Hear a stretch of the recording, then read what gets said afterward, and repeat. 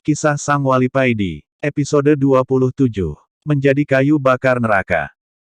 Masa kecil Wali Paidi. Kisah ini terjadi ketika Wali Paidi masih kecil. Berjalanlah dengan menunduk seorang kiai kampung yang sudah sepuh, tampak sarung BHS-nya yang lusuh pemberian orang 5 tahun yang lalu. Dan baju takwa yang sudah tidak bisa dibilang putih menghiasi tubuhnya yang ringkih. Kiai ini menuju musola sederhana yang berada di samping rumahnya.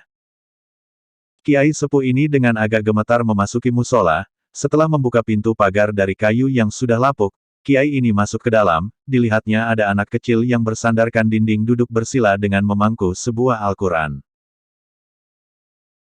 Tampak pundak anak kecil terlihat berguncang-guncang karena menahan tangisannya yang memilukan. Kiai sepuh ini mendekati anak tersebut. Setelah dekat barulah kiai sepuh ini mengenali siapa anak ini. "Loh, Nak Paidi, mengapa kok nangis begitu?" ucap kiai dengan memegang pundak Paidi kecil. "Ini Mbah." Dalam surat Al-Baqarah diterangkan kalau kayu bakar neraka itu adalah para manusia, ucap Paidi kecil dengan suara terbata-bata.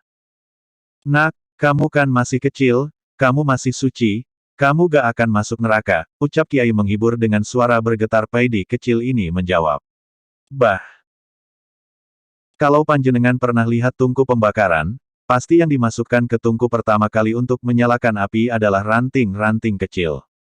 Paidi kecil menunduk, terdengar suara tangisannya semakin keras. Tampak Quran yang dipangkunya basah terkena air matanya.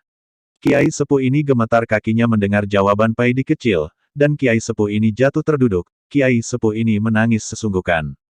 "Ya Allah, astagfirullah," rintih kiai sepuh. Paidi kecil terkejut. Serta-merta dia merangkul kiai sepuh. Dia merasa bersalah karena menyebabkan kiai sepuh bersedih. Jadilah keduanya saling bertangis-tangisan.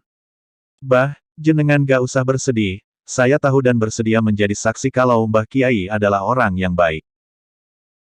Dan saya yakin kalau Mbah Kiai kelak terhindar dari api neraka," ucap Paidi kecil menghibur.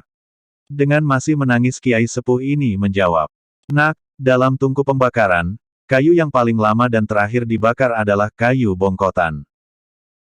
Kayu yang sudah tua seperti aku ini. Tidak bisa dicegah." Pecahlah tangisan kedua. Mereka saling berangkulan dan sama-sama menangis. Pemandangan yang begitu menyayat hati. Esok harinya kiai sepuh ini sakit. Kiai sepuh tiada henti-hentinya menangis.